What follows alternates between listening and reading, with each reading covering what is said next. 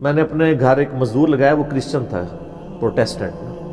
تو میں نے اس سے ایک دن تھوڑا ریلیجن پہ ڈسکشن کی، تو مجھے کہنے لگا جی آپ انبیاء کو معصوم مانتے ہیں؟ میں نے کہا ہاں جی.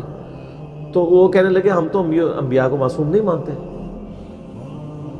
تو میں نے کہا کیوں؟ کہتا جی تورات میں بھی، انجیل کے اندر بھی انبیاء کی غلطیوں کا بیان ہوا ہے، تو کیا قرآن میں نہیں ہوا؟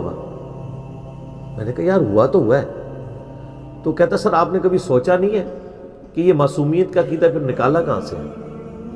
قرآن میں حضرت آدم کی غلطی کا ذکر ہے، ابراہیم علیہ السلام کی غلطی کا ذکر ہے، نوح علیہ السلام کی غلطی کا ذکر ہے، موسیٰ علیہ السلام کی غلطی کا ذکر ہے، کئی مقامات پہ نبی علیہ السلام کی اجتہادی خطاؤں کا اور لغزشوں کا ذکر موجود ہے. تو یہ معصومیت کہاں سے نکالی ہوئی ہے؟ تو میں پھر پہلی دفعہ تھنک آؤٹ آف باکس کیا. پھر میں بڑے بڑے علماء کے پاس گیا، لیکن کوئی سننے کے لیے تیار نہیں تھا، حوصلہ ہی نہیں تھا.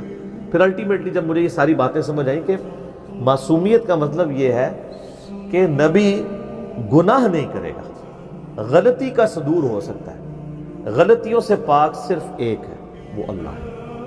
اب مجھے بتائیں یونس علیہ السلام سے غلطی ہوئی نا، اور کتنا عتاب کہ اللہ تعالیٰ فرماتا ہے کہ یونس علیہ السلام سورہ الصافات میں مچھلی کے پیٹ سے اس دن نکالے جاتے جس دن مردے قبروں سے نکلیں گے اگر وہ اللہ تعالیٰ سے معافی نہ مانگتے.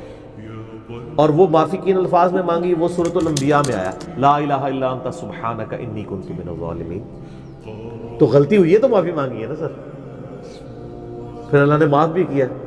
پھر اللہ میں کذالک ننجی المؤمنین، ہم اہل ایمان کو بھی اس طرح معاف کریں گے اگر ہماری طرف کوئی متوجہ ہو. تو اس میں حضرت یونس علیہ السلام نے امت کو ایک عقیدہ دیا ہے، لا الہ الا انت سبحانک،